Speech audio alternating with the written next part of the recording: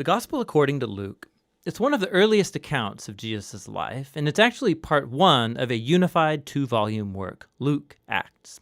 If you compare the opening lines of both of these books, it's clear that they come from the same author, and there are internal clues in the book of Acts, as well as an early tradition that identifies the author as Luke, the traveling companion and co-worker of Paul the Apostle, who we know was also a doctor. Luke opens his work with a preface telling us how and why he wrote this book. He acknowledges that there's many other fine accounts of Jesus' life out there, but he wanted to go back to the eyewitness traditions of as many early disciples as he could, in order to produce what he calls an orderly account about the things that have been fulfilled among us. Now that word fulfilled shows us why Luke wrote this account. For him, the story of Jesus isn't just ancient history. He wants to show how it's the fulfillment of the long covenant story of God and Israel, and bigger than that, of the story of God in the whole world. The book's design is fairly clear. There's a long introduction that sets up the stories of John the Baptist and Jesus. Then in chapters 3 to 9, Luke presents a robust portrait of Jesus and his mission in his home region of Galilee. After that, the large midsection of the book is Jesus' long journey to Jerusalem, which leads to the story's climax, Jesus' final week in Jerusalem leading up to his death and resurrection, which then leads on into the book of Acts. In this video, we're just going to focus on the first half of Luke's gospel.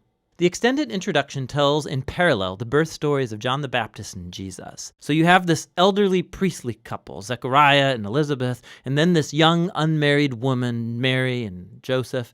They both receive an unlikely divine promise that they're going to have a son. Both promises are fulfilled then, as John and then Jesus are born, and both parents sing poems of celebration. Now these poetic songs, they're filled with echoes from the Old Testament, psalms and prophets, showing how these children will fulfill God's ancient promises. But these poems also preview each child's role in the story to follow. So John is the prophetic messenger promised in the Torah and the prophets who's going to prepare Israel to meet their God. And Jesus, he's the messianic king promised to David, who's going to bring God's reign over Israel and God's blessing to the nations, just like he promised to Abraham. After this, Mary brings Jesus to the Jerusalem temple for his dedication, and two elderly prophets, Anna and Simeon, they see Jesus and they recognize who he is. And Simeon sings his own song, a poem inspired by the prophet Isaiah. He says, "This child is God's salvation for Israel, and he will become a light to the nations." So with all this anticipation, the story moves forward into the next main section, where Luke presents Jesus and his mission. He sets the stage with John's renewal movement at the Jordan River, where he's calling a new, repentant, recommitted Israel into existence through baptism. He's preparing for the arrival of God's kingdom. And then Jesus appears as the leader of this new Israel, and he's marked out by the Spirit and the voice of God from heaven. He is the beloved Son of God.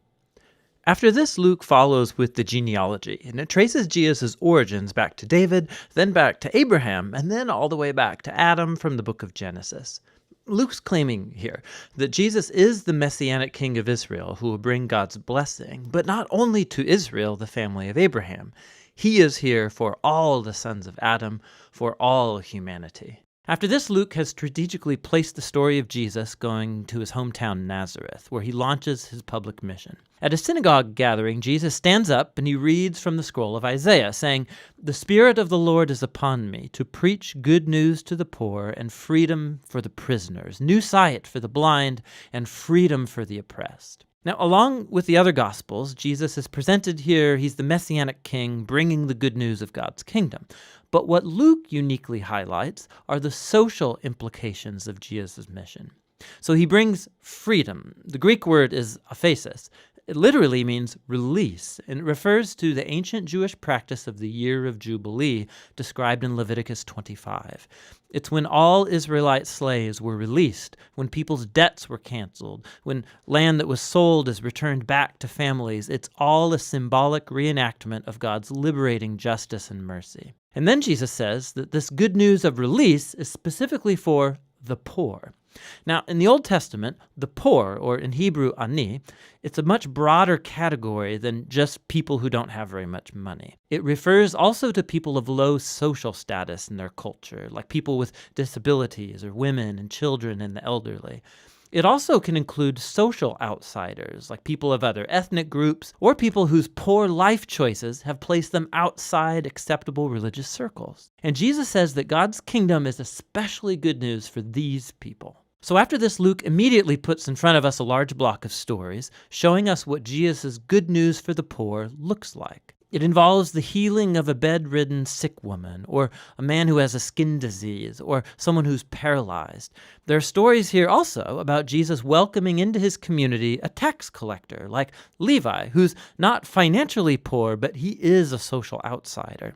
There's a story about Jesus forgiving a prostitute. Luke showing us how Jesus' kingdom brought restoration and reversal of people's whole life circumstances. He's expanding the circle of people who get invited in to discover the healing power of God's kingdom. And as Jesus' mission attracts a large following, he does something even more provocative.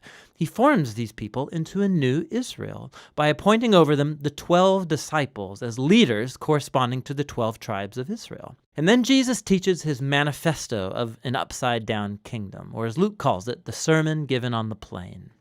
He says God's love for the outsider and the poor means that his kingdom brings a reversal of all of our value systems. He is here to form a new alternative people of God who are going to respond to Jesus' invitation by practicing radical generosity, by serving the poor.